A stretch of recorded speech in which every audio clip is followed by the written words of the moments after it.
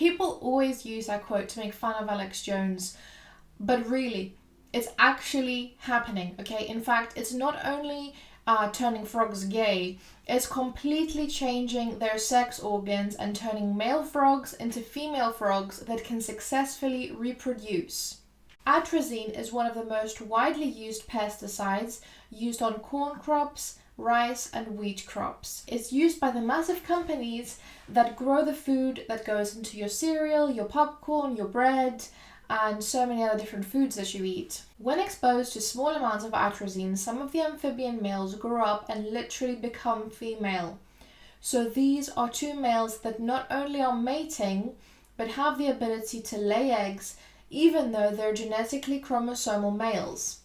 Atrazine wreaks havoc with the sex lives of adult male frogs, emasculating 3/4 of them and turning 1 in 10 into females, according to a study by Berkeley. Atrazine is banned in the EU, but is still used copiously in the US. It's used on everything from cornfields to Christmas tree farms, and it is one of the most pervasive chemicals in agriculture. Atrazine creates immunopotentia and raises concerns that it may potentiate clinical diseases such as fibromyalgia, Graves' disease, neuropathy, psoriasis, lupus, or a number of different autoimmune diseases. Prenatal exposure to pesticides disrupts testicular structure and alters testosterone levels in male animals. Exposure to only 1 dose of atrazine disrupted neonatal male gonadal hysterofunctional features, which means it changed the ability of the testicle to function. Alterations described can have detrimental effect on the sexual maturation of any male animals. The chemical is effectively eliminating male chromosomes at an alarming rate,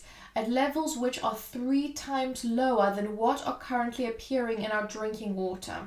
Atrazine affects men adversely by literally shrinking their gonads or causing them to effectively become women, but it also affects women, causing low estrogen levels and irregular menstruation. The effects of atrazine on male development are consistent across all vertebrate classes examined. That means not only in the animals they tested, but even humans, dogs, horses, virtually all animals. People are quick to shout conspiracy theorists when anyone talks about anything that sounds crazy, but reality is actually stranger than fiction, and it does seem insane. I mean, chemicals in the water turning the frogs gay. People always use that quote to make fun of Alex Jones when this has actually been scientifically proven. Recently, there's been a lot of talk about soy boys and how soy is emasculating men. I don't think it's soy you have to worry about, okay? Xenoestrogens are everywhere. Research BPA. BPA is a compound that's found in polycarbonate plastic, which is what many bottles and even baby bottles are made out of. And BPA is such a potent xenoestrogen that it was actually once considered for use as a synthetic estrogen in hormone replacement therapy. And there have been many studies that show that BPA leaches off of baby bottles into the milk and therefore into the babies. So we are essentially dosing infants with a synthetic estrogen. So I recommend investing in a water filter and start using glass, stainless steel or ceramic bottles. And remember, there is no liberty when there is forced medicine.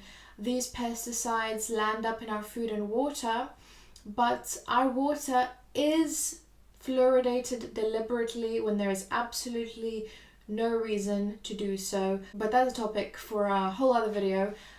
Thanks for listening. If you're concerned with how these chemicals are affecting humans and the environment, make sure to spread the word and please share this video with as many people as you possibly can.